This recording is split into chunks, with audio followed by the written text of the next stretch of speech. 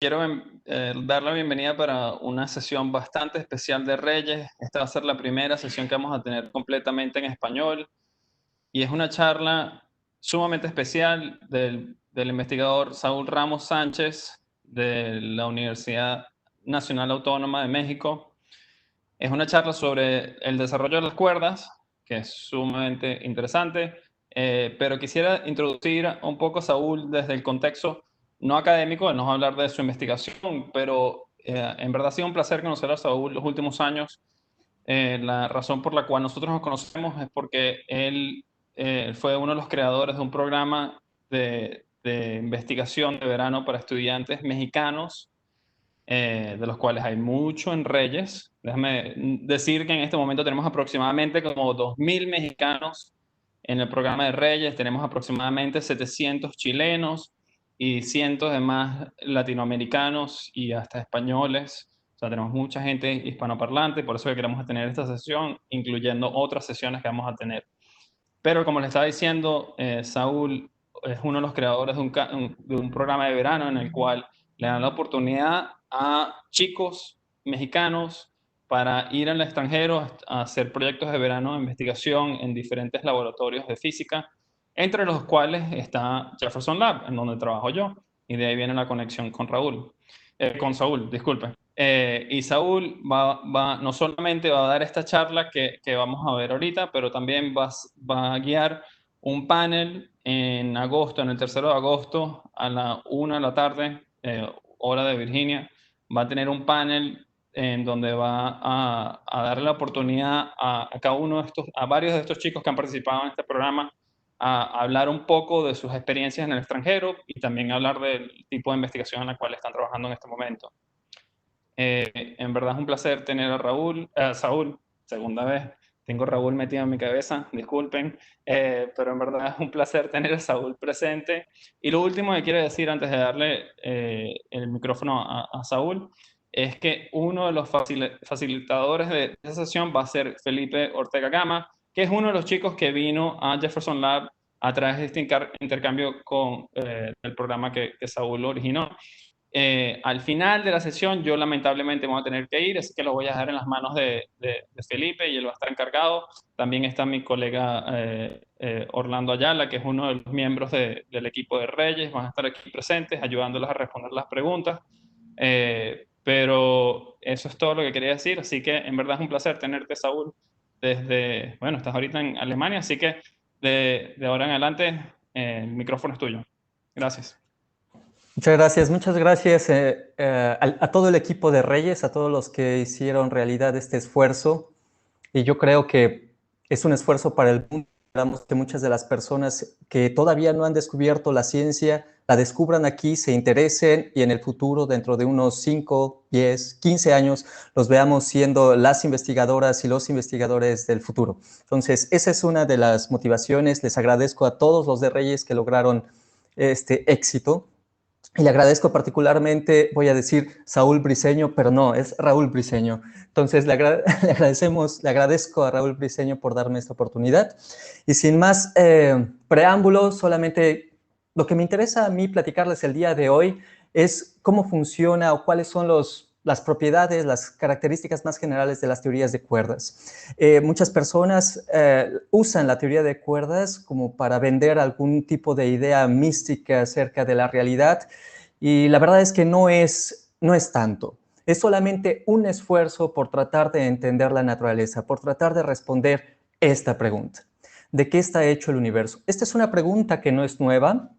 Es una pregunta que se formulaban ya hace 4.000 años las personas, particularmente en Babilonia, en el siglo XVIII. Se conjeturó la idea de que el universo estaba hecho de 4 elementos: aire, agua, fuego y tierra. Y esta es una idea que pasó por los griegos, a pesar de que hubo un pequeño intervalo de tiempo cuando Demócrito postuló la idea, la posibilidad de que existieran los átomos de todo, de vidrio, de agua, de todo lo que Disculpa, es, creo ¿sí? que no estás compartiendo de transparencias en este momento. Yo no puedo ver tu presentación. No sé si los Ah, pueden verla. Felipe, ¿tú la ves? No. En este momento está bloqueado. Me bloquearon. Dice, not available, maybe port 9000 and TCP ATR blocked. Puedo compartirlas yo si quieres, Raúl. Miguel, it looks like Saul can't share his, or Scott, it looks like Saul can't share his slides right now. Is there any I reason? could prefer to do it myself if it is. Yeah, it would be better if he shares them. And he was sharing them just fine a second ago. Exactly. At this moment, it says share account not available. You're muted, Scott. So on the bottom, where we were with the share content button, it's now saying that you can't, you're not able to share. Let me see. Have everyone is able to share. Let's do this. Who is that? Who has the presentation? Saul. Raúl. I feel like he's not in the call anymore. I don't know where he went. Saul, you there? ¿Cuántas personas están ahí? Yeah, he's in the call. I don't see him. Not in the call right now, you're right. He just left. So let's give him a minute. Okay. If not, one of us can improvise about string theory in Spanish. It's not gonna be me. I think we're back. We're back. Let's So reconnect. let me do this. Let me see. I'll make him the presenter. Let's see if that does anything. Okay. I don't know what happened before, but it seems that now it's working again. There you go. Cool. Yeah, is it fine? Looks good. Okay, looks good. Bueno, perdón al público. Justamente la pregunta de qué está hecho el universo es la pregunta que queremos responder.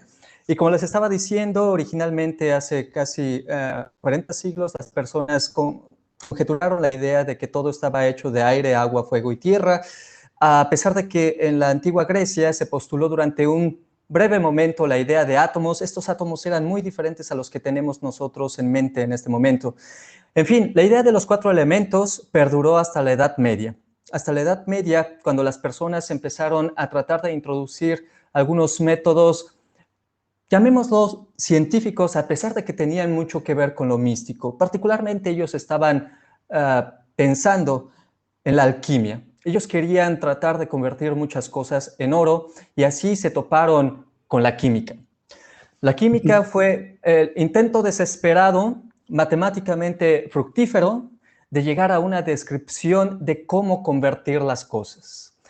Particularmente Lavoisier llegó a la conclusión de que la materia se conservaba, es uno de los principios que muchos de nosotros aprendimos desde la escuela secundaria, y después de esto encontró que había pequeñas partes, componentes básicos que podían ser combinados de una manera que químicamente conducía a otra cosa. Justo como lo habían imaginado los alquimistas, finalmente a Lavoisier le resultó perfectamente en un laboratorio. A pesar de que él murió, ¿sí? Disculpa, otra vez la presentación ya no se puede ver. No sé si los demás tienen el mismo problema, pero yo definitivamente no puedo verla. Sí, yo también, ya tengo que el contenido no está permitido. Será más fácil tal vez si... de nuevo, es el mismo problema. Es el mismo. So Saul has the same problem as before. Yes, exactly. Not available. 9000 and TCP ATR blocked. That's really interesting. That's do we have someone else that can share the presentation for Saul? We could do that. Again, it's not ideal, but maybe... I can share it. Yeah, Felipe, you want to maybe try? It's not ideal. Yeah. I know, Saul, I'm sorry. Is there... Yeah, I don't know what could be the issue.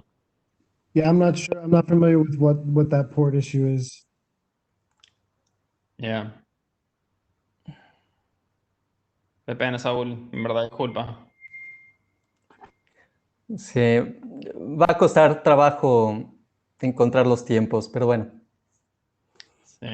Bueno, en este momento tampoco podemos ver muy bien la de Felipe.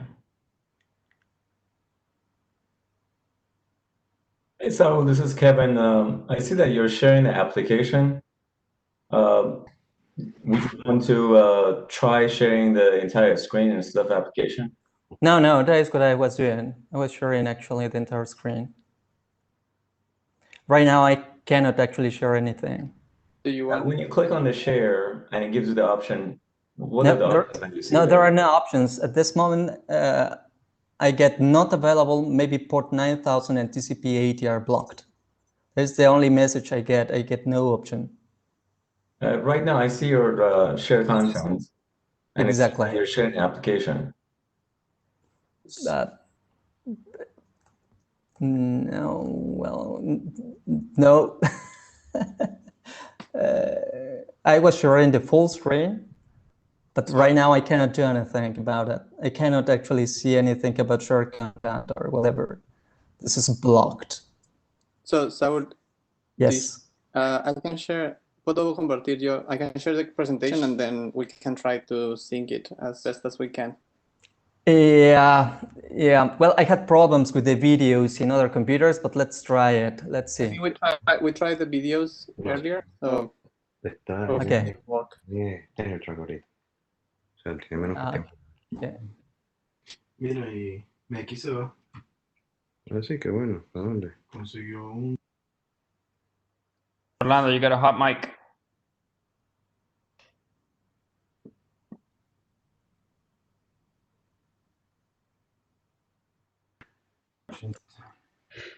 Myself, I cannot see anything.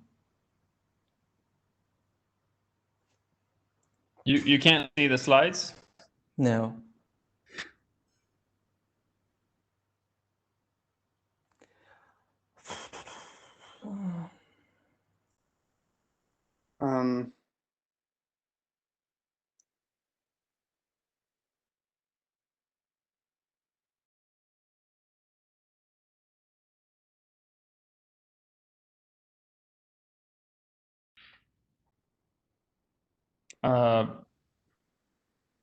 He leave already? I think he's trying to reboot his system, I guess.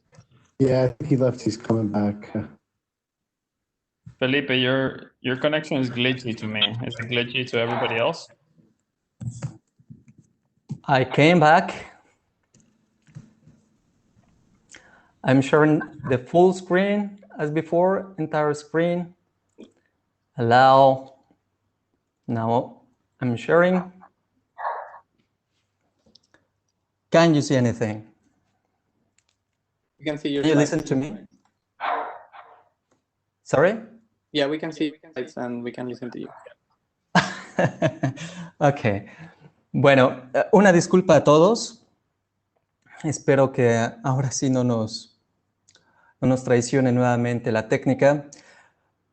Entonces, a pesar de que Lavoisier fue ejecutado, como muchas personas entre ustedes seguramente sabrán, injustamente, su genio perduró. Y gracias a ese genio que comenzó en el siglo XVIII, se llegó a la primera tabla periódica. La tabla periódica de Mendeleev, que estamos viendo en este momento, es la tabla periódica más primitiva que conocemos y, sin embargo, es el inicio de la que hoy tenemos a nuestra disposición, esta tabla con 118 elementos diferentes y contando, cada día se descubre alguno nuevo, de los componentes fundamentales de la naturaleza, de las, llamémoslas por un momento, partículas más pequeñas que componen todos los compuestos químicos que conocemos. Pero eso no es todo lo que hay. Resultó que explorando más a fondo, se notó que todos estos átomos poseían un núcleo y que alrededor de este núcleo había una nube de partículas flotando a su alrededor de alguna forma etérea y que estas partículas se podían sacar de ese núcleo y que dentro de ese núcleo teníamos dos tipos de partículas diferentes, unos neutrones, unos protones. Los neutrones eran partículas eléctricamente neutras, los protones partículas cargadas positivamente y los electrones unas diminutas partículas, las que formaban esta nube alrededor de los núcleos atómicos y que son responsables de la formación de todas las moléculas que conocemos, de la alianza entre todas las moléculas y de la alianza que se forma también en los cristales, por ejemplo. Entonces, esto se descubrió, los elementos más fundamentales no eran los átomos, sino estas tres partículas. Y eso fue interesante durante mucho tiempo hasta que en algún momento se descubrió algo más. Por allá por 1911, Victor Franz Hess se subió en su globo aerostático, varios metros de altitud, y estaba tratando de detectar cierta radiación extraña que él había observado en la superficie terrestre y notó que era mucho más abundante en su globo aerostático. Allá, lejos de la superficie terrestre, había muchas más partículas. Ahí hizo dos descubrimientos. El primer descubrimiento fue que llovían, venidos del cosmos, un montón de partículas cargadas. Muchos protones principalmente venían de muy lejos y se estrellaban contra nuestra atmósfera, y cuando se estrellaban contra nuestra atmósfera, este es el segundo descubrimiento, aparecían muchas partículas que no existían en la superficie terrestre habitualmente, que no pertenecían a este grupo de tres partículas diminutas, protones, neutrones y electrones que formaban todos los átomos y las moléculas observadas, nuevas partículas y muchas nuevas partículas. Se empezaron a descubrir tantas nuevas partículas que entonces empezaron a hablar las personas de un zoológico cósmico de partículas, partículas con nombres como delta, sigma, lambda. Se aventaron todo el alfabeto griego con nombres de partículas y les pusieron también signos adicionales para poderlas distinguir. Eran muchísimas, decenas y cientos de partículas que fueron descubriendo por culpa o mediante estos rayos cósmicos que llovían desde todas las estrellas y otras galaxias y todo contra nosotros. Pero, por supuesto, cuando uno tiene un zoológico, lo primero que se le ocurre a uno hacer es tratar de describir lo que uno tiene. ¿Qué es lo que hay en este zoológico? Empecemos a tratar de clasificarlas por medio de su giro, por medio de su carga eléctrica, por medio de su masa quizá, y también por su capacidad de convertirse en otras partículas quizá un poco más ligeras, por su capacidad de decaer, como se dice técnicamente, en otras partículas. Resulta que observando estas cualidades empezaron a aparecer ciertas propiedades en común, ciertas propiedades que empezaban a plantear un patrón que tenía que ver probablemente con su composición. Además del electrón que se encuentra a la derecha y un primo muy cercano que se encuentra hasta la izquierda que llamaremos muón, todas las otras partículas, esas que aparecieron gracias al descubrimiento de Victor Hess en su globo aerostático, todas las demás partículas, como los protones y los neutrones, estaban o podían considerarse compuestas de partículas más pequeñas, los llamados quarks. Aquí los estamos dibujando, son estas pelotitas que tienen letras U y D, y una por allá que tiene la letra S. Todas estas son las partículas que llamamos quarks. Todas estas partículas diminutas controladas por la mecánica cuántica descubiertas a principios del siglo XX. Y noten que hay unos resortes por ahí. Esos resortes hoy los llamamos gluones, pero son mucho más que simplemente resortes. Déjenme avanzar para contarles un poquito acerca de ellos. Resulta que estos quarks están unidos dentro de los protones y neutrones por medio del intercambio de esos rayos que se están lanzando los quarks. Ahí tenemos la representación de un protón y los quarks de colores se están aventando rayitos. Como ustedes pudieron ver, estos rayitos se veían como líneas que unían de alguna manera estos distintos quarks con distintos colores, y las personas los dibujan así o los dibujaron así durante mucho tiempo porque de alguna manera, descubrieron algunas personas, todas las partículas cargadas de quarks se pueden representar o fueron representadas por estos caballeros como cuerdas. Yoichiro Nambu, que recibió el premio Nobel en el 2008 por sus trabajos en estos ambientes, no precisamente por la teoría de cuerdas, sino sus trabajos en teoría de partículas, Holger Nielsen, Leonard Susskind, propusieron la idea de que todas estas partículas, todas las que están formadas de quarks, se pueden ver como partículas compuestas de cuerdas cuerdas rotantes y vibrantes. Entre más roten y vibren estas cuerdas, son más energéticas y por lo tanto también, de acuerdo a la teoría de la relatividad, también más masivas, más pesadas. Algo que tiene más energía es más masivo, consideraron ellos. Y entonces, si consideramos que en realidad lo que cuenta como descripción de todas estas partículas cargadas de quarks son los rayitos que unen a los quarks, podemos describirlos completamente, pensaron ellos. Desafortunadamente, de pronto esta teoría con cuerdas en realidad no describía exactamente las interacciones que tenían estas partículas con quarks. No funcionó. Bueno, más tarde les platicaré si funcionó o no, pero al menos la primera vista que tuvieron las personas de esta teoría de cuerdas tratando de describir los protones, neutrones y el zoológico de partículas cósmicas, en realidad no era justo lo que estaban viendo los experimentos. Entonces se pusieron un poco tristes las personas, salvo porque casi al mismo tiempo alguien descubrió la verdadera descripción de las interacciones fuertes, de las interacciones que rigen la unión de los quarks dentro de las partículas, de estas partículas cósmicas, la llamada cromodinámica cuántica. La dinámica cuántica viene de cromo, del color que le asignaron algunas personas como carga a los quarks, de esa carga fuerte que controla y domina las interacciones no solamente entre los quarks, sino también entre los protones dentro del núcleo. Acuérdense que, según sabemos, las cargas eléctricas con el mismo signo deben repelerse, pero los protones están todos unidos en el núcleo atómico y no se repelen para nada. Debe haber algo que los une, y este algo que los une es justamente la fuerza fuerte descrita por esta teoría cuántica llamada cromodinámica cuántica.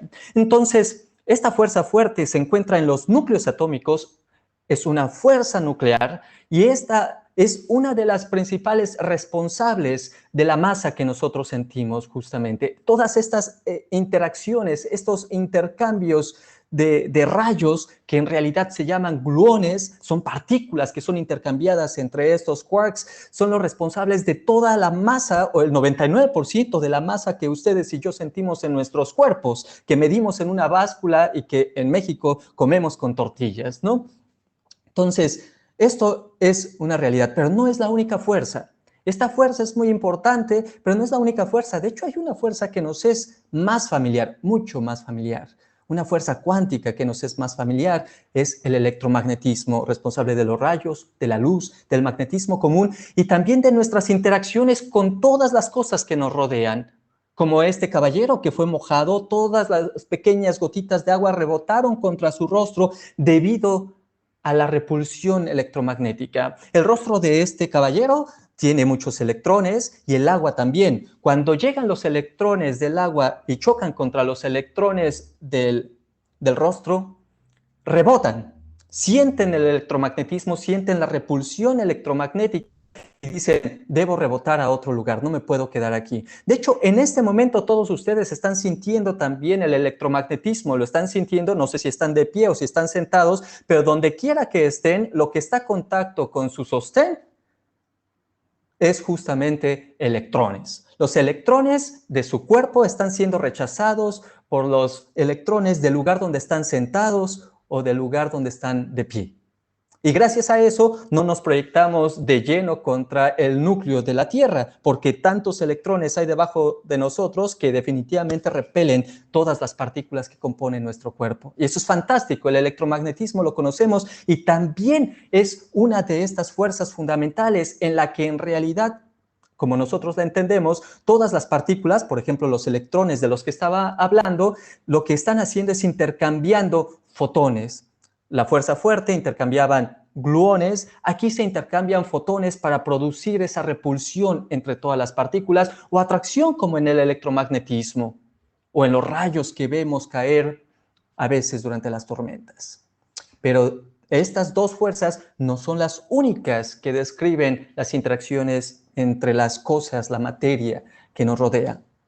También tenemos la fuerza nuclear débil. Y aquí yo quisiera casi decir que la fuerza nuclear débil es la fuerza más importante. Déjenme decirles por qué. es el eslabón más importante del funcionamiento, o bueno, el primer eslabón, el que desencadena el funcionamiento de todas las estrellas, particularmente del Sol. Aquí tenemos un esquema del Sol. Dentro del Sol sabemos hay muchos protones, aquí están los protones en gris, y lo que desencadena todas las reacciones que ocurren en el Sol y que finalmente concluyen en una dotación de energía fortísima que llega hasta la Tierra y nos ha dado la vida, es la transformación de uno de estos protones grises en un neutrón. Cuando un protón se transforma en un neutrón, se comienza una reacción que culmina con la fusión de estos protones para formar núcleos más pesados, átomos más pesados y producir una cantidad ingente de energía. Y esta transformación de los protones en neutrones es justamente la transformación regida por la fuerza nuclear débil. Es algo que ocurre también aquí en la Tierra, pero casi nunca justamente en esta dirección, sino en la contraria. Los neutrones se transforman en protones muy regularmente aquí en la Tierra y eso ocasiona radiactividad, algo que no nos gusta mucho, pero que es usada efectivamente, por ejemplo, para el tratamiento del cáncer y también para hacernos tomografías con emisión de positrones, etc. Entonces, es muy útil. La fuerza nuclear débil, también descubierta a principios del siglo XX, es algo que nos da vida y en algunas ocasiones, como la radiactividad, nos la quita. Pero en fin, estas son las tres fuerzas que al nivel de lo más pequeño podemos apreciar en todas las partículas que nos rodean, en todas las interacciones de estas partículas, de esta nuestra nueva tabla periódica, la tabla periódica de las partículas elementales. Les había contado al principio que todos los átomos estaban compuestos de electrón, ¿sí? Ahí tenemos esa nube electrónica alrededor de los núcleos y que los núcleos estaban compuestos por protones y neutrones y estos protones y neutrones están compuestos de quarks. Tenemos que hay 6 quarks en la naturaleza y que la mayoría de ellos se desbaratan de inmediato. Los que están hasta abajo, esos que dicen down y up, esos quarks, esos sí sobreviven y son justamente los que habitan dentro de los protones y neutrones. Pero tenemos los demás y los demás resulta que sí se ven también, pero en esas partículas, en ese zoológico que les estaba diciendo que provenía del cosmos y que ahora podemos reproducir en enormes laboratorios como el LHC.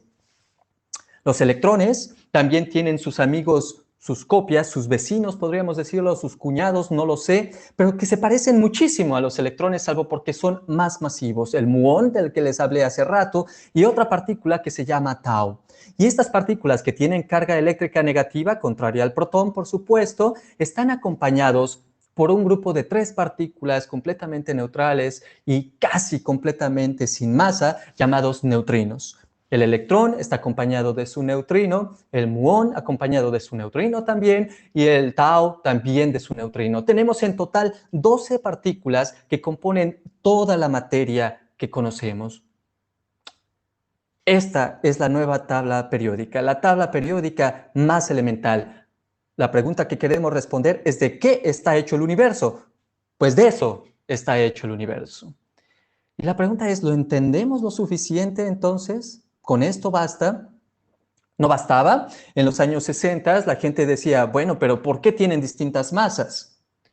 Y esa pregunta todavía no ha sido contestada del todo. Y sin embargo, lo que sabemos es que, en primer lugar, obtienen su masa debido a su interacción con un campo que ocupa todos los puntos del espacio y que ha estado a todo lo largo de la historia cosmológica, el campo de Higgs. Este campo da origen a la partícula que fue descubierta en el año 2012 allá en Ginebra, y de alguna manera interactúa con todas las partículas de materia, estos quarks y estos leptones, electrón y sus amigos, pero también intercambia información con que aquí está simbolizado con la letra griega gamma, con los gluones, con la letra G, y con los responsables de las interacciones débiles, estos bosones, como les llaman las personas más técnicamente, Z y W.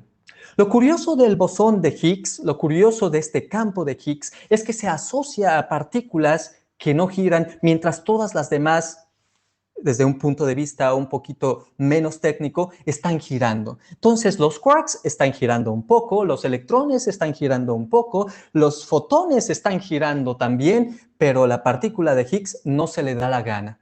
Y no sabemos por qué.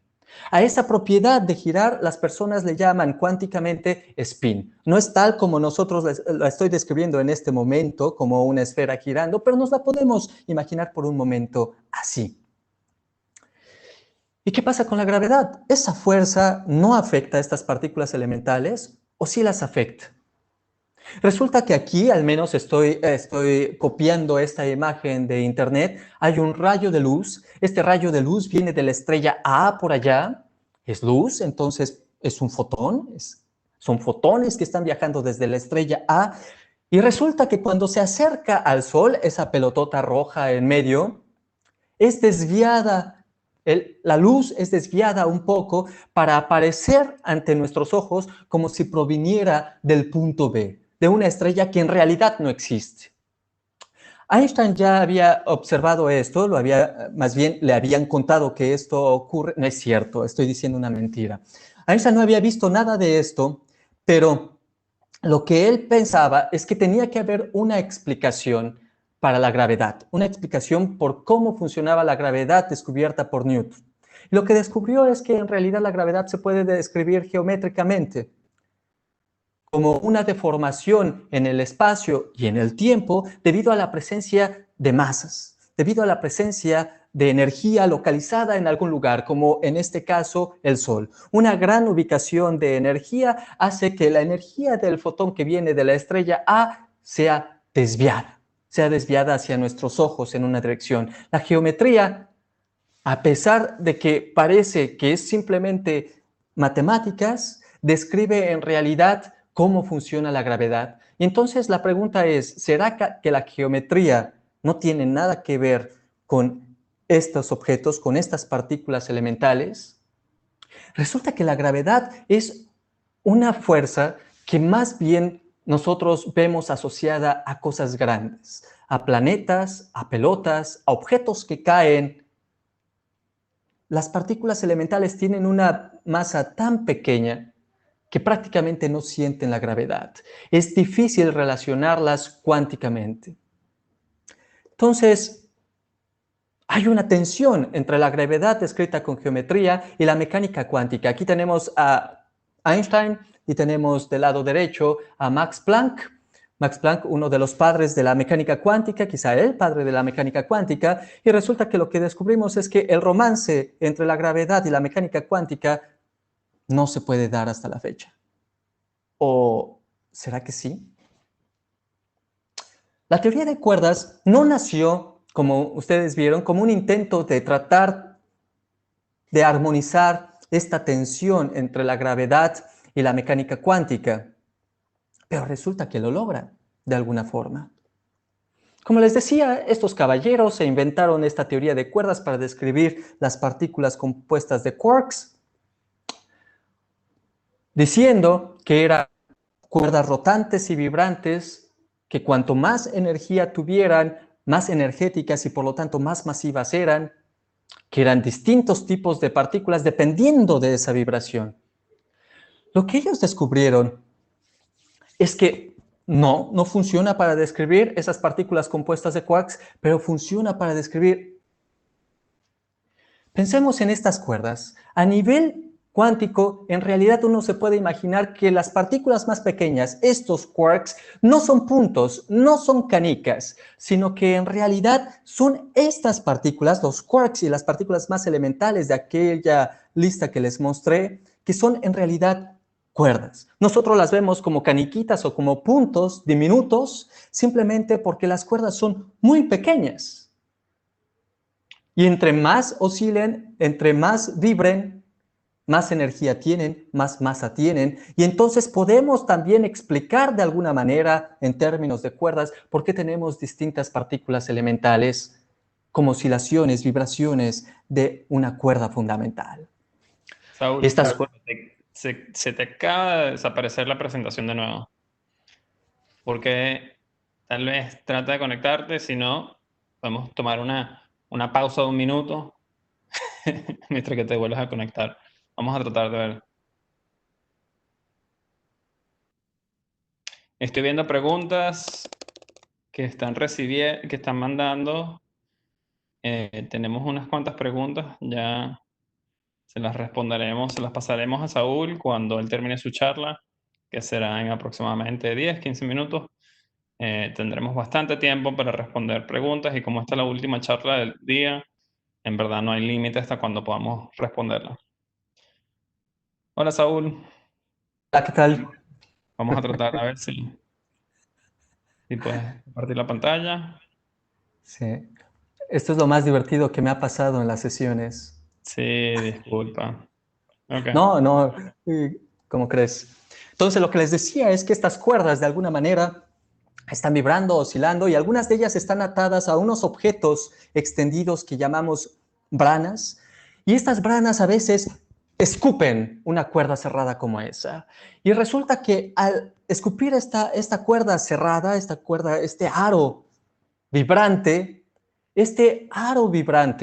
produce interacciones que se parecen, que forman la dinámica idéntica a la que conocemos de la gravedad descrita por Einstein. Deforman el espacio y el tiempo.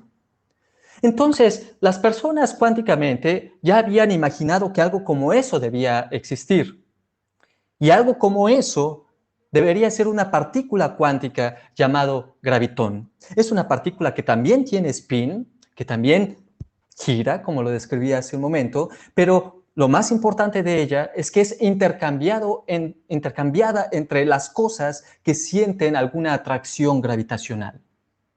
Y resulta que esta partícula es escupida por branas en forma de una cuerda cerrada que se desplaza, por supuesto, a la velocidad de la luz. El hipotético gravitón es una cuerda cerrada en esta teoría de cuerdas, en esta teoría que originalmente no era concebida para describir la gravedad en términos de una partícula cuántica. Y sin embargo, gracias a que surge ahí de forma natural, inesperadamente natural, la teoría de cuerdas, concebida con otro fin, se convirtió en ese momento en una de las posibilidades para describir la gravedad en forma cuántica. Sin embargo, esta teoría tuvo en esos años, en su nacimiento en los 70s y 80s, 3 problemas. El primero de ellos es que desafortunadamente solo aparecen vibraciones que son como el Higgs, salvo el gravitón. No giran. La mayoría de las partículas predichas en esta teoría de cuerdas simple y llanamente no quieren girar, salvo el gravitón. Y eso es aburrido porque la materia les estaba diciendo, los electrones y los quarks les gusta girar. O sea, nuestro universo está relleno de partículas que sí giran, que tienen spin. Además de eso, hay un terrible defecto de toda teoría que quiera ser consistente. Hay taquiones en esta teoría. Generalmente cuando se habla de taquiones, uno está hablando de partículas que viajan más rápido que la luz. Así es como nos la describen en la escuela por primera vez, pero en realidad son cosas todavía más feas. Lo voy a describir más en un minuto. Y el tercer problema es que esta teoría solamente es válida en 26 dimensiones y nosotros solo observamos 3, alto, ancho y largo. Los objetos tienen 3 dimensiones. Y si contamos el tiempo en la teoría de la relatividad de Einstein, entonces tenemos 4. 3 para determinar todos los tamaños y todas las posiciones, por ejemplo, en nuestro planeta y el tiempo. 4 dimensiones. Y esta teoría es válida en 26 dimensiones. ¿Dónde están las otras 22? Eso es terrible. Entonces, ¿y ese taquión? ¿Qué es el taquión? El taquión es algo terrible porque describe una inestabilidad en el universo. Una teoría con un taquión es una teoría que describe un universo que se deshace, se desbarata en algún momento. Y nuestro universo no se ha desbaratado. Llevamos muchos miles de millones de años viviendo aquí, bueno, no los humanos, la materia en el universo, y no se ha desbaratado. Entonces, algo estaba mal con esta teoría de cuerdas. Y quizá todos los problemas estaban asociados. Quizá se debía a que estas partículas descritas por cuerdas no presentan esa rotación natural que describe la materia de nuestro universo, no tienen spin. Entonces, para resolver este problema, a algunas personas se les ocurrió ocupar una idea que en ese tiempo ya había nacido, la supersimetría. En ese tiempo se había introducido la idea de que las partículas que nos componen están dotadas de supercompañeros, de copias que tienen otras cualidades, particularmente en cuanto al giro. Yo les había dicho que el Higgs, aquí simbolizado como este caballero con cabeza amarilla, el Higgs resulta que no gira, resulta que no tiene spin. Pero si existe la supersimetría, debería contar con una copia, aquí está su supercompañera Higgsino, que además de girar, de comportarse como las partículas que nos componen, como la materia que nos compone, además de eso, debe ser más masiva, porque si no, ya hubiera sido observada al mismo tiempo que el Higgs. Y que las partículas que sí giran, como el electrón, debían tener un supercompañero, el selectrón, que no gira. Y así sucesivamente, todas las partículas debían tener a su supercompañero. Bueno, ¿por qué no ocupamos esta idea que ya estaba en el mercado en ese tiempo para introducir las supercuerdas, los supercompañeros de las cuerdas, como están aquí descritas? Entonces, probablemente puedo escribir cuerdas que giren. ¿Por qué no? Vamos a ver si con esta descripción se resuelven algunos de los problemas. Resulta que algunos de los problemas sí se resuelven. Ya sabíamos, teníamos que tener cuerdas muy pequeñas para justificar que no los vemos. Ya sabíamos, aparece en la teoría de cuerdas un gravitón, una partícula cuántica mediadora de las interacciones gravitacionales. Pero resulta que en esta teoría, de pronto, también empiezan a aparecer partículas como las mediadoras de las interacciones, como los gluones, como los fotones, como los bosones Z y los W. Entonces tenemos una teoría que las personas terminaron llamando una teoría de todo, quizá muy arrogantemente, porque en realidad no era una teoría de todo, sino era una teoría que simplemente describía las interacciones fundamentales a un nivel cuántico. Eso es lo que las personas en los 80 terminaron llamando de esta manera. Sé que es un nombre arrogante, pero bueno, es que estaban muy emocionados en este momento con estos resultados. Yo también me emociono al imaginarme el momento en el que todo esto se dio. Introducir las supercuerdas daba lugar a todo esto. Y no hay taquiones. Y también produce partículas como los electrones y los quarks. Y estas partículas podían también en ese momento exhibir supersimetría, la supersimetría que desde entonces, desde los 70 ha sido buscada en distintos laboratorios. Aunque no siempre debía aparecer la supersimetría, ahí estaba presente en algún grupo de partículas al menos. Eso era fantástico para todas las personas que estaban viendo esto. Desafortunadamente había un problema. El problema de las dimensiones. No había ahora 22 dimensiones adicionales. 6 sí, 6 dimensiones adicionales. ¿Dónde están? Veo alto, ancho y largo. No veo más. ¿Dónde están las otras 6? ¿Será que esta teoría está condenada al fracaso desde el inicio? Las personas no se dieron por vencidas. Dijeron, no, espérame, no. Debe haber algo bueno en esta teoría. No sé qué sea, pero hay algo buenísimo en ella. Busquemos de todas las posibilidades, todos los posibles artilugios que nos pueda conceder y empezaron a analizarlos desde distintas perspectivas y notaron que su teoría de todo en realidad podía clasificarse en distintos tipos. Los tipo 1, tipo 2, tipo 2A y B, heteróticas con esas letritas que aparecen, describían cuerdas.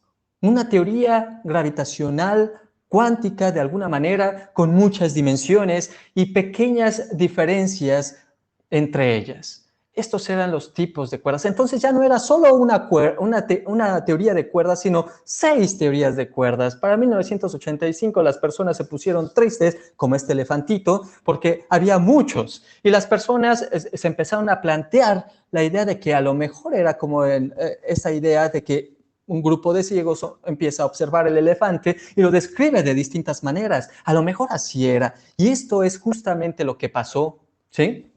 Sí, fueron tus slides otra vez. No. No te preocupes. Me voy a poner a llorar. No te preocupes. Desconéctate, conéctate y las ponemos otra vez.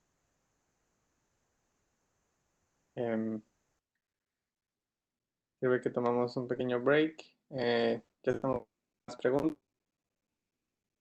Bueno, debido a las fallas técnicas, pues obviamente tendremos que alargar un poquito la plática, pero eventualmente llegaremos a la parte de las preguntas. No se esperen, por favor. Bienvenido de nuevo. Esto es divertidísimo. Definitivamente las cuerdas hoy están saladas. A ver si se ven. Sí. Excelente. Entonces, el elefante vio, ¿verdad? Sí.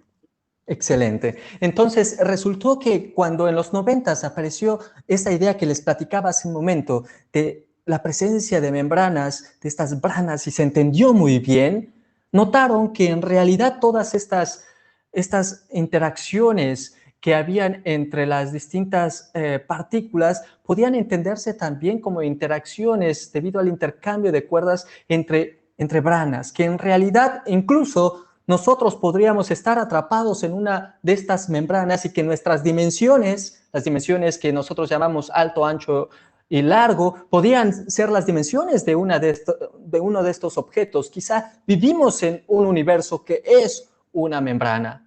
Y entonces quizá podemos interactuar con otra membrana allá en la dimensión adicional. Pero más allá de esto, lo que descubrieron es que en realidad esta caricatura de que estamos viendo distintas partes del mismo elefante sí era cierta. Esto es lo que Witten en una conferencia en 1995 descubrió, presentó al mundo diciéndonos que en realidad teníamos que considerar que el elefantito era una teoría 11-dimensional, o sea, agreguémosle una dimensión adicional, chihuahua. Bueno, en fin, tenemos una dimensión adicional, pero el beneficio de considerar este costo, esta dimensión adicional, es que ahora ya no tenemos muchísimas teorías, tenemos una sola teoría de supercuerdas. Y a partir de ella, analizando sus distintas esquinas, deberíamos ser capaces de describir nuestro universo. Pero, ¿un universo 11-dimensional? No vivimos en 11 dimensiones, ¿o sí? ¿Será que sí describe la naturaleza, la realidad, lo que observamos? ¿Cómo? Resulta que hace más de 100 años, por allá de 1914, Gunnar Nordström se le ocurrió que podrían existir más de 3 dimensiones. Eso es posible, pensó él matemáticamente, simplemente como una posibilidad, ¿por qué no? Y alguien lo tomó en serio, Theodor Kaluza. Este caballero dijo, bueno, tomaré esta idea de Gunnar, me parece interesante. Lo que yo tomar ahora también la relatividad geométrica de Einstein e imaginármela con una dimensión adicional.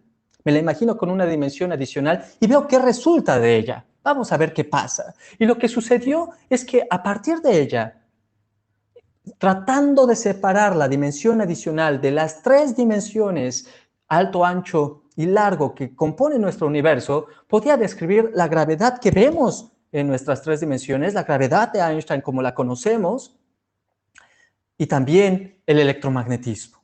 El electromagnetismo que se conocía en 1921, no el electromagnetismo cuántico que hoy conocemos y entendemos mucho mejor. Pero para él esto fue un enorme logro. Por supuesto, también para mí lo hubiera sido. Esto es una teoría de todo. A Einstein le encantó esta idea. Él dice, respeto enormemente la belleza y osadía de sus ideas después de leer y dejar en el tintero durante muchos años. ¿Sí? Oh, una disculpa, se volvió a... Ok. Lloremos juntos. Sí, no te preocupes.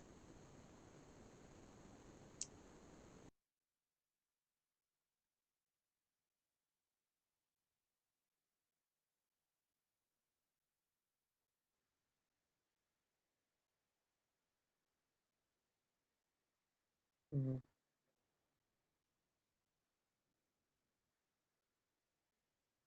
Ok.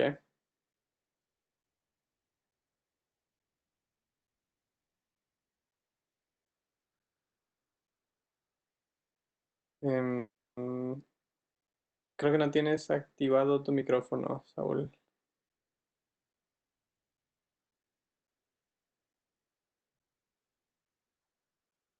No.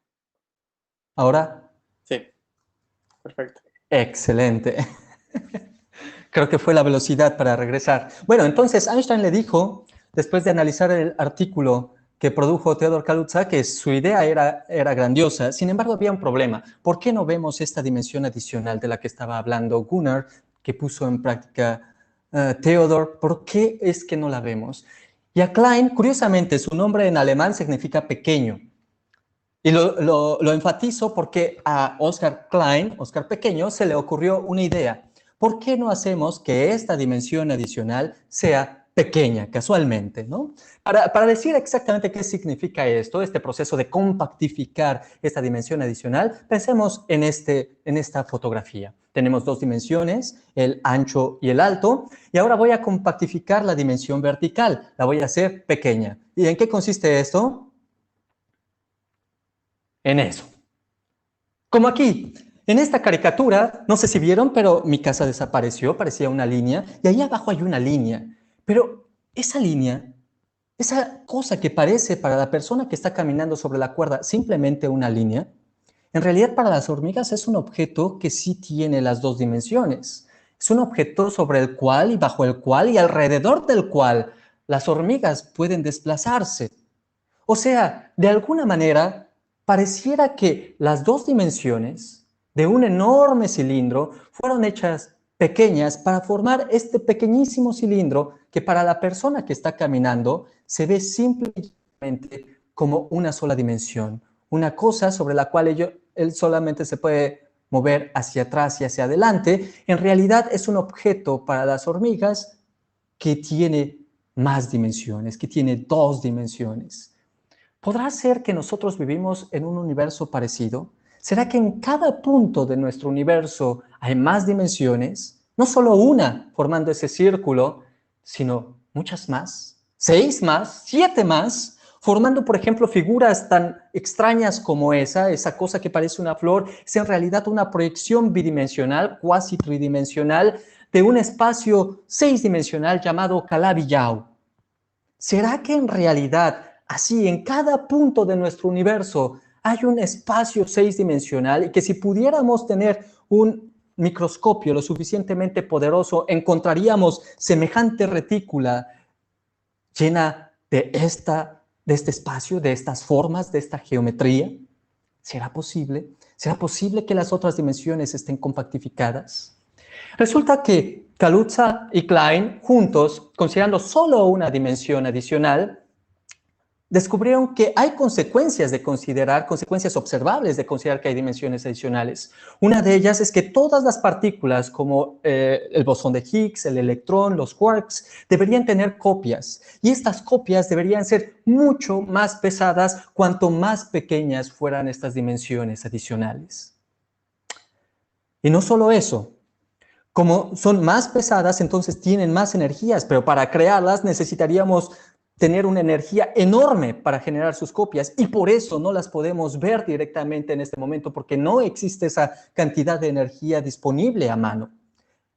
Pero no solo eso, también podríamos crear, gracias a la existencia de dimensiones adicionales, mini agujeros negros.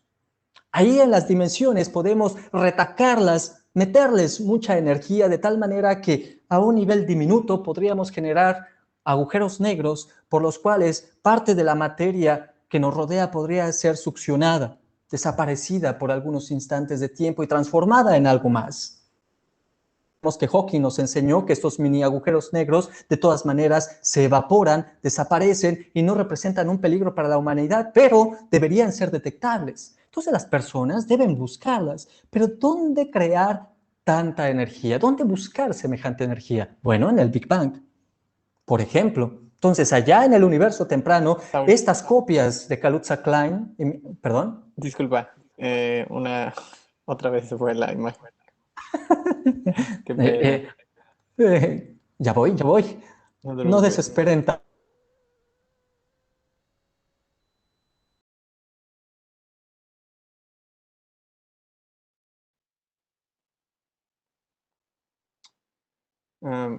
Mientras tanto puedo leerles que, por ejemplo, Francisco David Eliu de México nos dice que le ha gustado mucho la presentación y F por los problemas técnicos. Muchas gracias, Francisco. Em, También nos preguntan por otros recursos para seguir aprendiendo sobre más de este tema, entonces supongo que Saúl nos compartirá un poco de eso más adelante. Creo que ya estoy de regreso, no estoy seguro. Sí, ya está, ya Oh, se ve tu cielos. plática, pero empezó desde la Sí, ya vi. semana 1. Nos fuimos al principio, ¿no? Ahora estamos viendo todas las transparencias. Discúlpenme, No se preocupen. todos. No nos esperábamos, nadie esperaba algo como esto. Pero bueno, lo que les decía es que al inicio de la historia del universo hubo mucha energía concentrada en una región muy pequeña y ahí se debieron de haber creado estas copias de Kaluza-Klein o estos mini agujeros negros. Por supuesto que no podemos viajar en el tiempo hacia allá, hacia ese pasado para verlos, pero resulta que hoy podemos recrear al menos parte de lo que ocurrió en el inicio de los tiempos. Resulta que en el laboratorio, por ejemplo, LHC, las colisiones que ahí ocurren entre protones generan energías altísimas en donde podríamos tratar de encontrar esas copias de Kaluza-Klein o esos mini agujeros negros. Eso es fantástico. Entonces, quizá ahí podríamos poner a prueba que esto existe y es lo que están haciendo las personas. ¿Será que basándonos en la teoría de cuerdas y en las ideas de Kaluza-Klein, compactificando las 6 dimensiones en distintas geometrías o en distintas topologías, en distintas formas, podremos encontrar la forma que describe todas las partículas de nuestro universo, que describe la gravedad como existe en nuestro universo y que predice también alguna cosa que no hayamos observado en este momento? Quizá debemos simplemente explorar todas las geometrías y todas las topologías que nos permite la teoría de cuerdas para compactificar esas dimensiones adicionales, esas 6 dimensiones adicionales o esas 7 de la teoría M, para llegar finalmente a la conclusión de nuestro universo está hecho de cuerdas.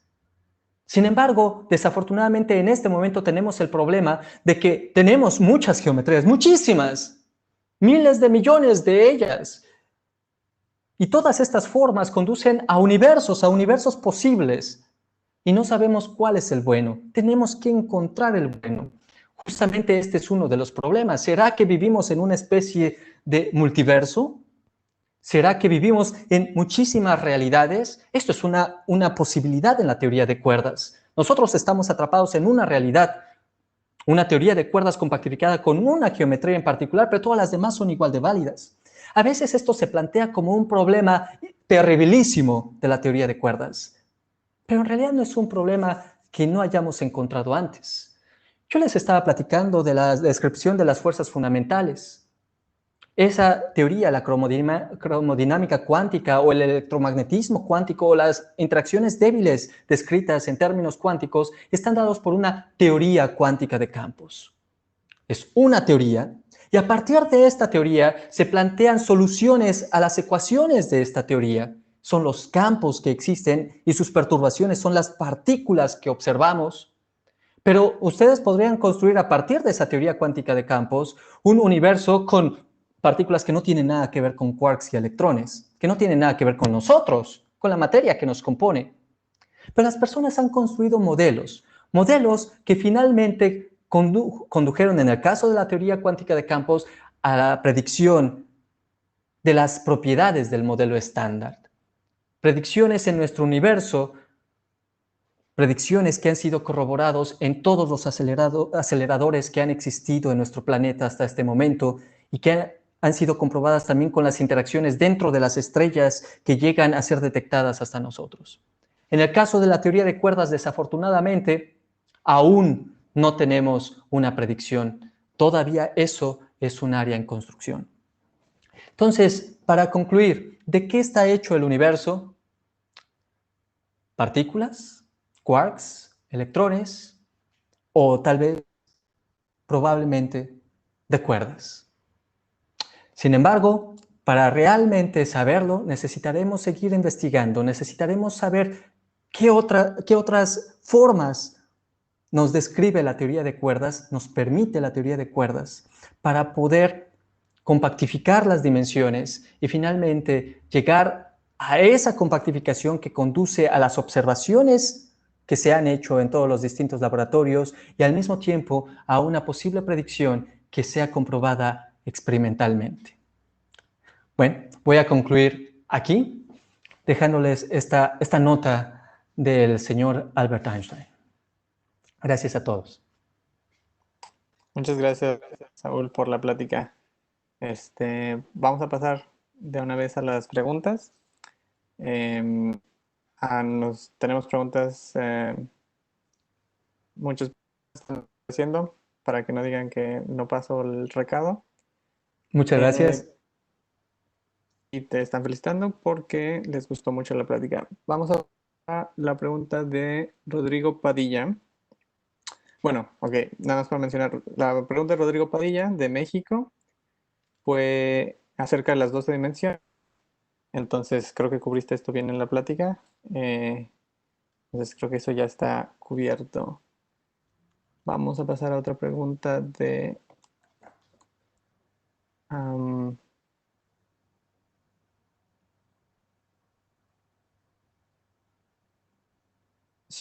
entonces, la pregunta de Marcelo Tapia de Chile es que ¿cómo afectaría la confirmación del gravitón a los modelos actuales y en particular a la teoría de cuerdas?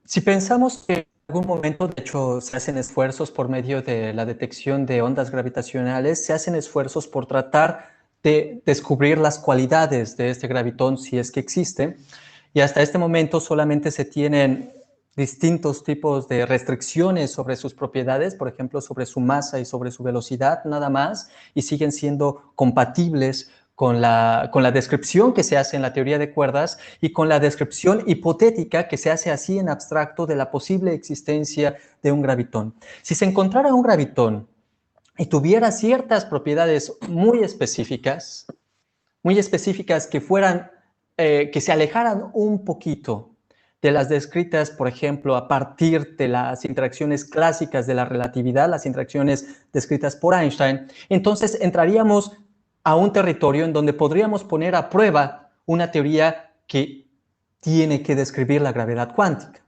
Entonces, mediríamos no solamente su spin, sino otro tipo de interacciones con las otras partículas cuánticas. Pensemos eso, que finalmente, gracias a las ondas gravitacionales, alguien es capaz de describir cuáles son las interacciones del gravitón con el resto de la materia y que no son exactamente las que sospechamos. Entonces, lo contrastamos directamente con lo que hay en la teoría de cuerdas y verificamos, ¿será que la teoría de cuerdas describe un gravitón cuántico, pero no tiene nada que ver con el gravitón cuántico que sí existe, que es detectado, que es descrito? Todavía no hemos llegado a ese nivel, pero si llegamos nos vamos a poner contentos. De hecho, yo estaría contento si alguien me diera esa herramienta para matar a la teoría de cuerdas o para hacerla vivir, para confirmarla. Lo que sea, cualquiera de las dos cosas, científicamente hablando, sería realmente un tremendo éxito. Entonces, ¿qué impacto tendría la detección y descripción del gravitón? Fenomenal, fantástico. Sería premio Nobel seguro, pero no solamente eso, sería algo realmente para quitarse las vestiduras y saltar desnudos en las azoteas. Muchas gracias, Saúl. Raúl García Izalde, de Tlaxcala, México, nos pregunta si la teoría de cuerdas, dentro de sus variantes, abre las posibilidades de viajes en el tiempo. Supongo que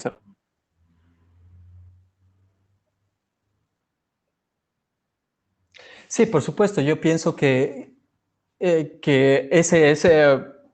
con la seriedad y con todo lo que siempre hemos tenido en mente, uno de los temas que más nos importan. Resulta que en realidad el viaje al pasado o el viaje en el tiempo, como lo solemos llamar, está abierto siempre y cuando estemos comunicando tiempos diferentes, por ejemplo al pasado, pero de universos distintos. Entonces, en la teoría de cuerdas, eso es relativamente fácil. Tenemos dos compactificaciones distintas, pensando que el tiempo es el mismo en ambas compactificaciones, podemos viajar en el tiempo a al pasado, al futuro, al mismo tiempo, si quisiéramos, conectando estos dos universos. Pero desafortunadamente no sabemos realmente cómo se hace eso, cómo se conectan. Incluso a nivel de la teoría de gravedad de Einstein, eso es una posibilidad, eso que acabo de decir, no solamente en la teoría de cuerdas, pero nadie sabe cómo sería posible conectar eso. Entonces, en realidad, las posibilidades no son nuevas, las posibilidades se formularon desde los años 20 del siglo pasado, hace un siglo, y siguen siendo desafortunadamente las mismas, incluso con la teoría de cuerdas. Así es que yo pienso que a este nivel no hay mucho que ofrecer, sino simplemente confirmación de la posibilidad, de la hipótesis de que sea posible, pero no para ir a matar a nuestro abuelito cuando era niño y dejar de existir. Ese tipo de violaciones de causalidad no está abierto en la teoría de cuerdas y tampoco en ninguna de las teorías existentes que yo conozca. Ok. Varias personas aún nos preguntan si puedes recomendar algún material para saber más respecto al tema, alguna red social, un blog, un libro. Hay un libro que a mí me gusta mucho y no me debería gustar, porque es una crítica muy seria a la teoría de cuerdas, pero me gusta mucho porque de alguna manera nos cuenta, por supuesto con tono crítico y enojado, nos cuenta cómo es la teoría de cuerdas desde un punto de vista semidivulgativo, no es del todo divulgativo. El libro se llama Not Even Wrong, de Peter Voigt. Ese ni siquiera incorrecto, sería el título en español, es una crítica tremenda acerca de la teoría de cuerdas que no es ni siquiera incorrecta, no tiene permiso de ser llamada ni siquiera incorrecta. Y me gusta la crítica que hace porque pasa por una serie de desarrollos de la teoría de cuerdas tratando de enfatizar sus defectos. Y eso es bueno, siempre que tenemos una idea, científicamente tenemos que conocer, entender sus defectos. Pero si además queremos conocer sus virtudes, hay otro libro, un libro de Joe Conlon que se llama White String Theory. ¿Por qué teoría de cuerdas? Estos dos libros me gustan mucho y no me gustaría dejar de mencionar un tercero que yo creo que muchas personas han de tener en su biblioteca, que se llama El Universo Elegante. Y este libro me gusta mucho de Brian Greene, porque también tiene, para todos los fans del cine más que de los libros, tiene en YouTube todos los videos. Él mismo hizo su serie explicando cada una de las cosas que cuenta en su libro de una manera un poco más amena y un poco más digerible. Entonces, El Universo Elegante yo creo que es más cercano para poder entender más sobre estas cualidades sin ser tan técnicos. Los otros dos son técnicos, son semidivulgativos, uno tiene los defectos y otro contiene las virtudes. Yo creo que hay que saber un poco de ambos mundos. Ok. Otra pregunta, esta pregunta voy a aprovechar que yo estoy preguntando. Con respecto a otras posibilidades de teorías de gravedad cuántica, como la teoría de loop quantum gravity, ¿cómo Sí, comparan estas dos posibilidades, digamos? digamos que la teoría de gravedad cuántica por lazos, como la llaman algunas personas, esta loop quantum gravity, es un intento directo de tomar la relatividad general y hacerla cuántica.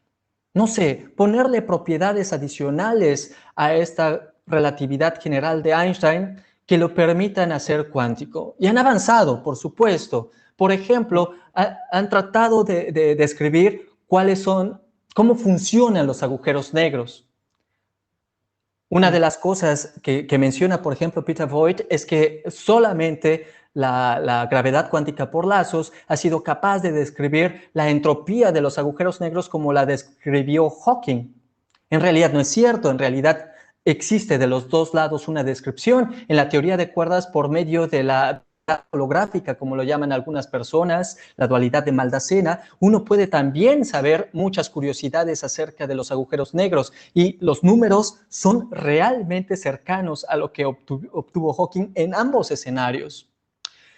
La diferencia sustancial que yo veo entre estas dos hipótesis, ambas son hipótesis, ninguna de las dos ha sido comprobada experimentalmente. La diferencia sustancial que yo veo es que una puede considerarse una teoría que tiene muchos más elementos. Quizá eso es malo, que contiene a todas las fuerzas elementales de la naturaleza, todas las fuerzas cuánticas, con todas las partículas, con una descripción básica, geométrica, también, mientras que la gravedad cuántica por lazos solamente describe la gravedad, si es que triunfa la gravedad, en términos cuánticos.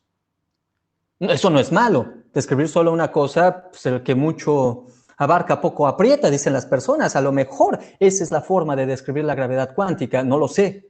Yo no hago esa forma de tratar de cuantizar la gravedad simple y llanamente porque, como muchas otras cosas, no me gustó tanto. Porque me gustan los claveles y no las rosas. Porque a alguien le gusta el chocolate y a otra persona el café. Así de sencillo. A mí, muy personalmente, estéticamente, desde el punto de vista de la teoría, me parece que esta completez que tiene la teoría de cuerdas la hace más atractiva a mis ojos. A otra persona probablemente le parece eso mucho más feo. Y yo creo que estos dos esfuerzos, al menos, hay más, que estos dos esfuerzos al menos trabajen simultáneamente es importante. Necesitamos saber cuál de las dos o cuál de las 4 o cuál de las 10 ideas de teoría cuántica de gravedad es la buena. En este momento, ninguna de ellas funciona del todo. Muchas gracias. Vamos a pasar a una pregunta de Valeria de Los Ángeles, Sarmiento Clavijo, de Colombia. Ella pregunta que, así como la teoría de cuerdas escribe que los quarks y las otras partículas están hechas de cuerdas, ¿de qué estarían hechas las cuerdas mismas? ¿De energía?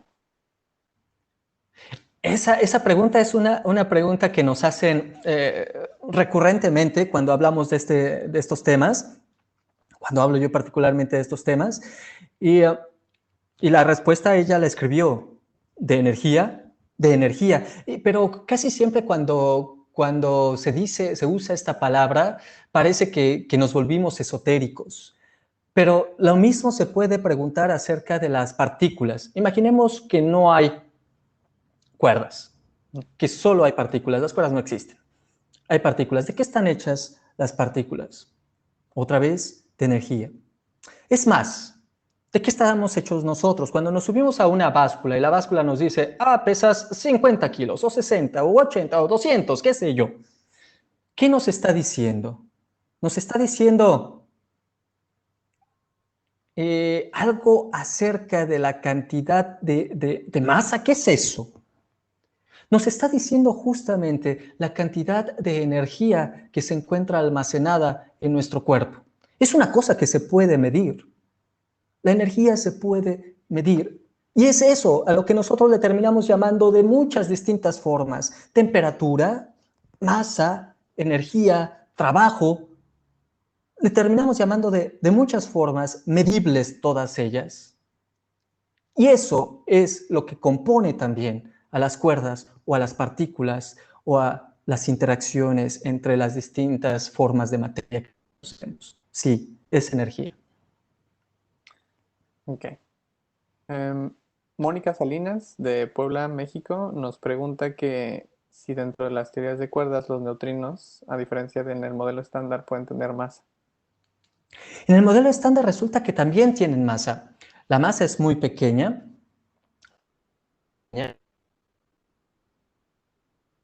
Todos los libros de texto que fueron escritos hasta ese año, y en ese año también, describían que los neutrinos no tienen masa y tenían muchas propiedades asociadas a esa cualidad. Pero a partir de ese año, cuando en Canadá, particularmente, y en Japón también, en el laboratorio Snow, por ejemplo, y en Kamiokande, descubrieron que los neutrinos hacían una cosa extraña. Los neutrinos se transforman. Dije que había 3 neutrinos, pues resulta que se transforman entre ellos. Y eso solo puede pasar si esos neutrinos tienen masa. Entonces, en la teoría de cuerdas también sucede lo mismo. Lo difícil en la teoría de cuerdas, pero también en el modelo estándar, es argumentar por qué tienen una masa tan pequeña. Y esa es una de las cosas que quisiéramos que una teoría como la teoría de cuerdas nos dijera. A ver, dices, teoría de cuerdas, que sabes hacer todo mejor que el modelo estándar. Ok, responde esta pregunta. Esa es una de las preguntas que más me interesa a mí. Y resulta que podría estar asociado a la geometría, a las simetrías de la geometría del espacio en el que están compactificadas las dimensiones. Resulta que esa geometría impone restricciones también sobre las cualidades de la materia, y una de esas cualidades es la masa precisamente de estas partículas neutras. Entonces, pareciera que detrás de ciertas simetrías en la teoría de cuerdas se esconde la razón por la cual la masa de los neutrinos y de otras partículas es o podría ser muy, muy pequeña. Digo podría ser porque resulta que también hay cierto tipo de materia y energía oscura que también podría tener una masa muy, muy pequeña, descrita también por las mismas restricciones que confinan la masa de los neutrinos a ser muy pequeña. Ok. Llevamos 15 minutos más de las 4. Es tu tiempo. Tú dime si quieres otras preguntas. Yo honestamente tengo todo el tiempo que ustedes me permitan. Una pregunta de Jesús Alberto Pérez Vargas, de Mexicali, de Baja California. Pregunta que si la teoría de cuerdas y supercuerdas predicen monopolos magnéticos. Creo que muchos de ustedes han visto un episodio de Big Bang Theory, teoría del Big Bang, donde Sheldon se va al polo norte o al polo sur, ya no sé a dónde se fue honestamente, a tratar de descubrir estas hipotéticas señales de monopolos magnéticos. El punto es que sí son posibles en la teoría de cuerdas. O sea, sí existe la posibilidad de que, dados los muchos campos que existen predichos por la teoría de cuerdas, ocurran contribuciones adicionales a las ecuaciones de Maxwell que describen el electromagnetismo. Y entonces uno debería ser capaz de descubrir estas señales. Desafortunadamente, estas señales están tremendamente suprimidas, pero también no son genéricas. Lo que quiero decir es que solamente ocurren bajo ciertas restricciones particulares, particularmente en las compactificaciones de las que estaba hablando. Solamente bajo ciertas restricciones muy especiales uno puede encontrarlos por aquí y por allá fácilmente. Entonces, es por eso quizá que nadie ha sido capaz de descubrirlos, y además sus interacciones son tan débiles que en mi perspectiva actual, a pesar de no ser un físico experimental, me parece que no podrían ser detectadas hoy con la instrumentación que se ha desarrollado. Ok.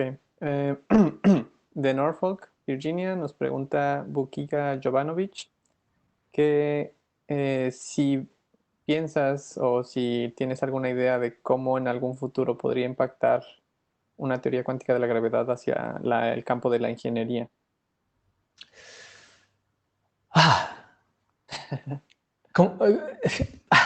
Si la teoría, alguna teoría cuántica de gravedad podría impactar de alguna manera el campo de la ingeniería. La verdad es que yo mismo no.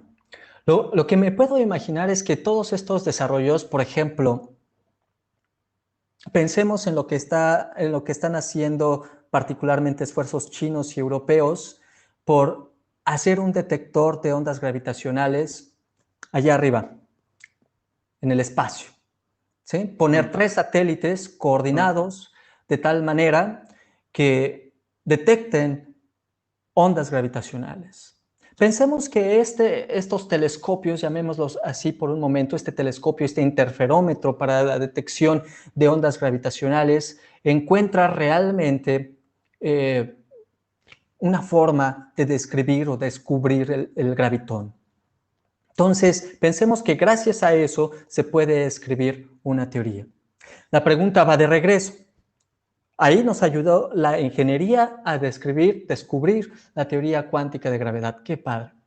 Pero podría ser que también haya en esta serie de descubrimientos una forma de ayudar a esa ingeniería. La verdad no se me ocurre, pero pensemos en cómo ayudó el descubrimiento de la teoría de partículas a la construcción de la web.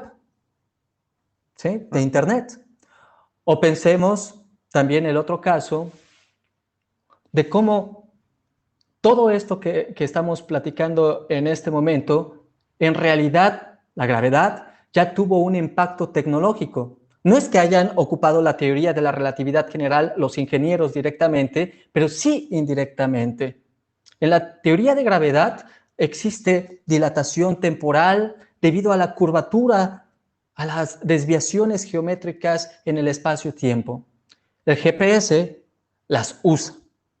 Los ingenieros que concibieron el GPS usan la relatividad general, porque si no, en realidad todos los detectores, nuestros teléfonos celulares, que ahora son contactos con el sistema de geolocalización global, esos teléfonos, si no estuvieran ajustados con la relatividad general, nunca nos podrían localizar correctamente y los relojes se atrasarían o se adelantarían dependiendo de si estamos en la montaña o estamos abajo, etcétera, dependiendo de la curvatura del espacio en donde nosotros estemos. Si la relatividad general cuantizada producirá nuevos efectos que afectarán a nuestra maquinaria, no solo GPS, quizá los viajes espaciales, se los mejorarán, si nos permitirán, como por ejemplo conjeturó un científico mexicano que trabaja en el Instituto de Ciencias Nucleares, el Warp Drive. Si Alcubierre pudo imaginar esta idea de poder deformar el espacio simplemente produciendo cierto tipo de materia para hacer viajes interestelares, si ese tipo de tecnología puede facilitarse gracias a una mejor descripción de la relatividad cuántica, es algo que me escapa, pero si eso pudiera ocurrir, tendríamos nuestra aplicación. Pero es algo como eso, lo único que se me ocurre en este momento. Ojalá que no esté diciendo, la verdad es que no soy ingeniero. Nos pregunta Juana Lisset Sánchez Sánchez, en México, que mencionaste, además de las cuerdas, otros objetos dentro de la teoría que se llaman branas. ¿Podrías hablar un poco más de qué rol juegan las branas en la teoría de cuerdas? Sí, por supuesto. En realidad, parece que juegan muchos papeles. Les platiqué uno de ellos, una posibilidad, las personas se les ocurrió desde el principio. Vivimos, imaginemos, en el universo de la teoría de cuerdas, ¿sí? Y resulta que en este universo de la teoría de cuerdas existen estos objetos, estas membranas. Nos las podemos imaginar primero como membranas de tambor. Una membrana de tambor es un objeto bidimensional, alto y ancho, no tiene más. Pero ahora generalicémoslo, como lo hicieron los especialistas en los 90s. Démosle, por ejemplo, volumen. Ya tendríamos una membrana tridimensional. Generalicémoslo más. Hagamos que tenga no solo volumen, sino una cuarta, una quinta, una sexta, una novena dimensión. ¿Podemos tener ese tipo de branas? Sí. Y estos objetos se andan moviendo en el universo de las cuerdas en las 10 dimensiones o en las 11 de la teoría M, se andan moviendo con cierta dinámica. Y estas fluctuaciones, esta dinámica que tienen las branas, por supuesto que producen, así como la membrana de un tambor, ciertas fluctuaciones, y estas perturbaciones en la membrana produce de repente alguna cuerda, y esta cuerda que es emitida podría ser un gravitón o podría ser otra cuerda, podría ser un quark, podría ser un leptón, alguna de las partículas del modelo estándar, no sé, materia oscura, una porción de esa energía oscura que nos domina y que hace que el universo se expanda cada vez más rápido, posiblemente, pero si es una membrana 9-dimensional, no es donde yo vivo. Entonces, podría ser que en realidad hay membranas de distinta dimensionalidad. Pensemos en que mi mano derecha es una membrana bidimensional y esta otra membrana, esta otra mano, mi mano izquierda, es otra membrana bidimensional. Si estas se intersectan, resulta que aquí en la intersección hay una línea de intersección, la línea que une mis dedos, donde se juntan todos mis dedos forma una línea, una sola dimensión. Entonces, si tengo membranas de más dimensiones, puedo lograr espacios de menos dimensiones. Puede ser que estas membranas de muchas dimensiones estén así intersectadas de maneras especiales que dan en su intersección nuestro universo. Y eso abre una posibilidad interesante. Puedo viajar, nosotros vivimos atrapados en esa intersección de membranas.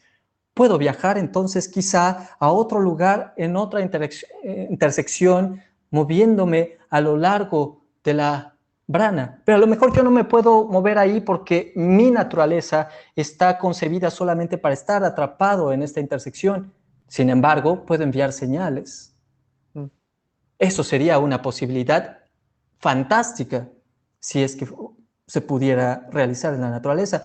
Estas membranas también tienen otras funciones. Por ejemplo, en la llamada dualidad de Maldacena, o dualidad holográfica que yo estaba mencionando hace un momento, que no es directamente una descripción exacta de nuestro universo como lo he estado pintando hasta ahorita, sino simplemente una herramienta para describir nuestro universo, para describir, por ejemplo, las interacciones de los quarks, otra vez, como regresando al origen de la teoría de cuerdas, resulta que la energía de las partículas, de los quarks que componen a protones y neutrones, puede asociarse a el lugar donde se encuentra ubicada una brana en un espacio 5-dimensional hipotético. Eso es interesante también, simplemente como herramienta. Ya no sería una cosa dinámica en la que nosotros vivimos y nos movemos con la brana, pero de todas maneras sería una herramienta útil para describir más sobre uno de los lugares más difíciles de entender y que se trabajan muy bien, por ejemplo, en el Jefferson Lab, las interacciones nucleares fuertes. Para terminar, vamos con una pregunta de Kevin Santos, de México. Kevin pregunta que si existe este concepto matemático de la supersimetría, si se podría considerar algo como una superasimetría. Otra vez Sheldon sale a relucir. Ojalá que alguien lo descubra y le den el premio Nobel como sucedió en esa serie. La verdad es que no tengo la menor idea de qué podría ser algo como superasimetría. El punto es, ¿qué es lo que nosotros entendemos como simetría?